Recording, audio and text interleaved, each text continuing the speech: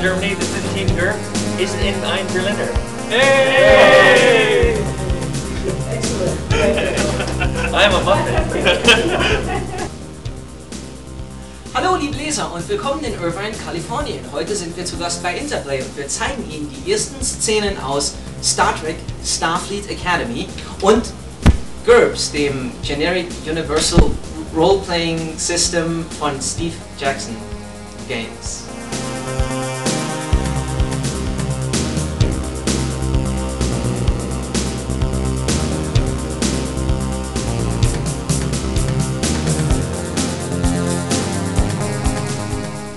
Den Software-Ingenieuren von Interplay ist es gelungen, das Generic Universal Role-Playing System.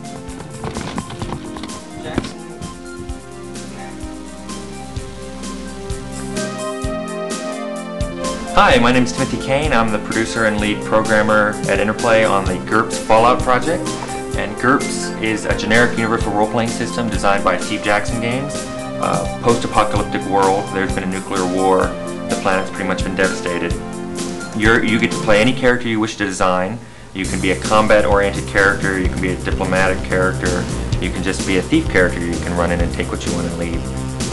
The storyline of the world is that you grew up in a vault. You're the third generation of vault dweller.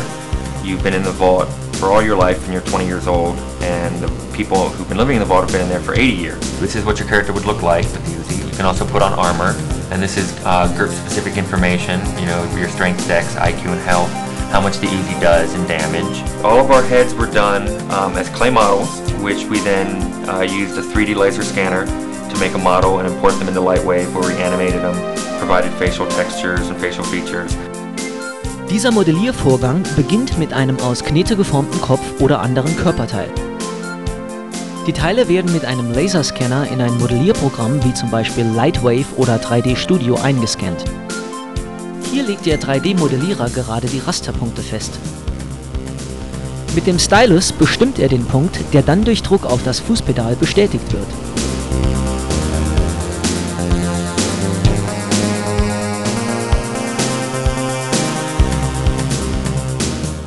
Das fertige Rastermodell sieht dann so aus. Diese Figur wird nun texturiert und voilà, fertig ist das Monster.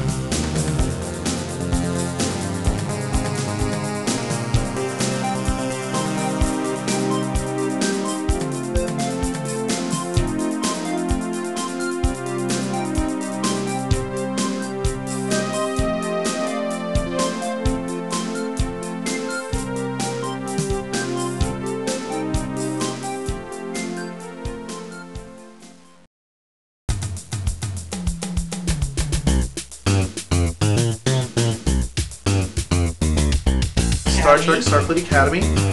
It takes place in between movies 5 and 6, and it's kind of a twofold product. We have the simulator missions. We also have what I call My Life as a Cadet. It takes place on the ground side of the Academy, and that's where you get to interact with, you know, James T. Kirk, Captain Sulu, Chekhov. They take an interest in the player, and you even end up having them talk to you and, you know, kind of taking you under their wing, depending on what happens. You fly as part of the regular simulator missions.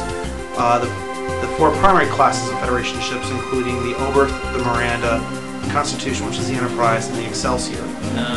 You got George Takei, William Shatner. George Takei, William Shatner, Walter Koenig, we're finishing up the negotiations at this point.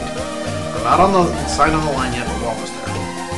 Classic missions that you've seen in television: the Kobayashi Maru, which was in Star Trek II, the Balance of Terror, classic encounters in Star Trek, because Balance of Terror is the first time they'd seen Romulans in 70-something odd years.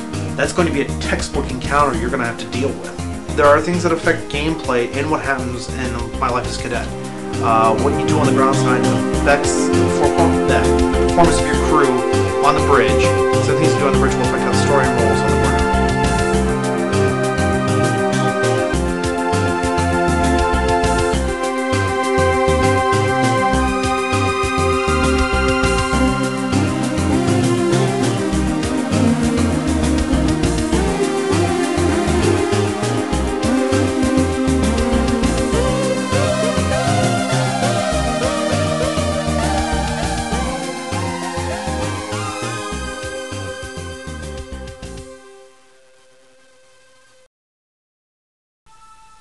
Okay, I'm Bill Church, and I'm the producer of Descent to Undermountain and Blood and Magic, two of the new Interplay AD&D titles coming out of our TSR division.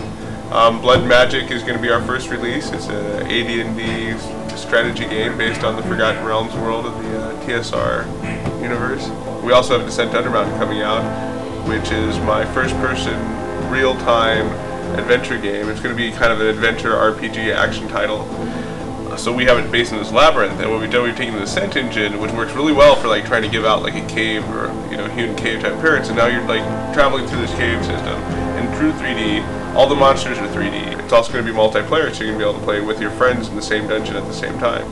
We think it's going to be a really nice thing for people to be able to do, because it allows them to reenact what they did when they actually played the RPG games.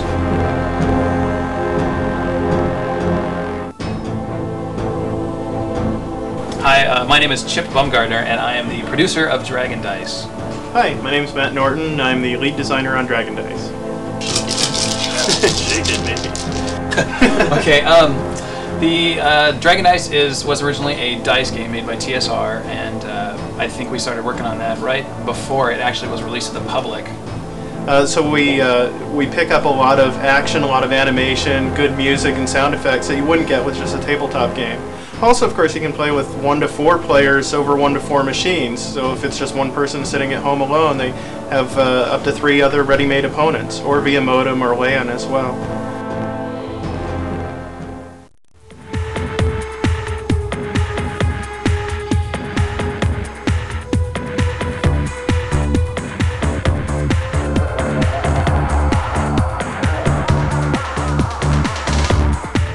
Well, M.A.X. we're hoping that it is we're trying to start a new trend here in strategy games. We've all been fans of both real-time and turn-based strategy games, and we love them both.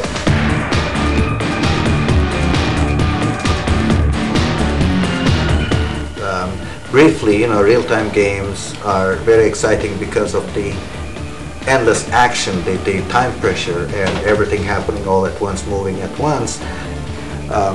Turn-based games, on the other hand, provide plenty of decision making for the player, but usually has a slower pace, plenty of time to think, and you end up waiting often, which kind of gets boring. What we've arrived at is a mode that we call simultaneous play.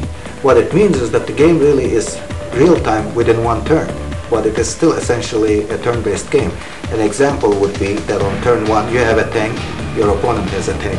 Your tank can only make so many moves and can only fire so many shots. But both tanks can do those things at the same time. However, when they run out of things to do for that turn, be it movement or fire, then they're done. They cannot continue to fire endlessly as you find in traditional real-time games.